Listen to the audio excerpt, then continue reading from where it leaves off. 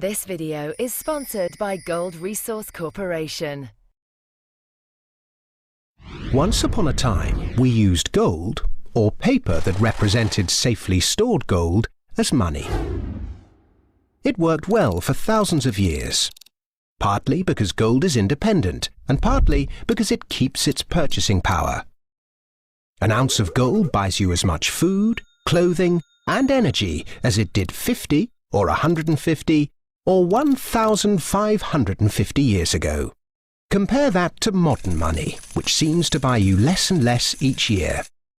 100 years ago, when the Federal Reserve Bank was formed, a dollar would buy you this much oil. 50 years ago, it bought you this much.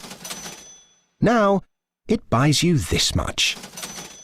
That's not very much, is it? In fact, in the 100 years since the Federal Reserve Bank was formed to protect the currency, the purchasing power of the dollar has fallen by this much. Why did governments stop using gold?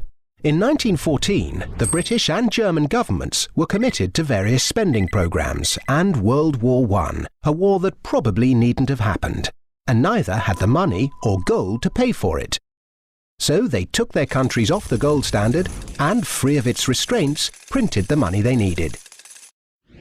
In 1971, the American government was committed to various spending programs and Vietnam, a war that probably needn't have happened. And it didn't have the money or gold to pay for it, so it took America off the gold standard and, free of its restraints, printed the money it needed. Sound familiar? If governments didn't have the power to run up deficits, these wars could never have happened. There wasn't the gold to pay for them. The bill is eventually paid by the people through the stealth tax that is currency devaluation by inflation. Now the world operates under a system of money and credit known as fiat. It's the law that what we use as money be money. The government and its banking agencies have the power to issue money, but no one else may do so. Unlike gold, of which there is a finite amount in the world, with this fiat system, there is no limit to how much money can be created, so inflation becomes inevitable. Look at the mess the UK and Germany got the world into after leaving the gold standard in 1914. World War I, German reparations, Weimar inflation, the rise of Hitler, and so on. Look at the mess the world has got itself into since 1971, when this fiat system became the global norm. An endless sea of wars, debt, poverty, social inequality, economic bubbles, rampant consumerism, and environmental rape.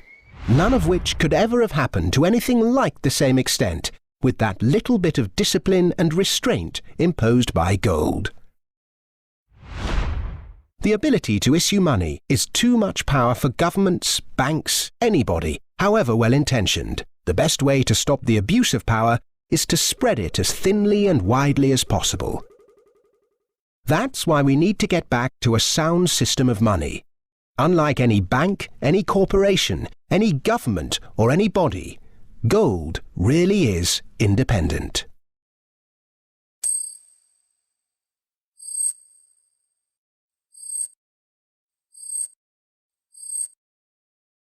That video was sponsored by Gold Resource Corporation.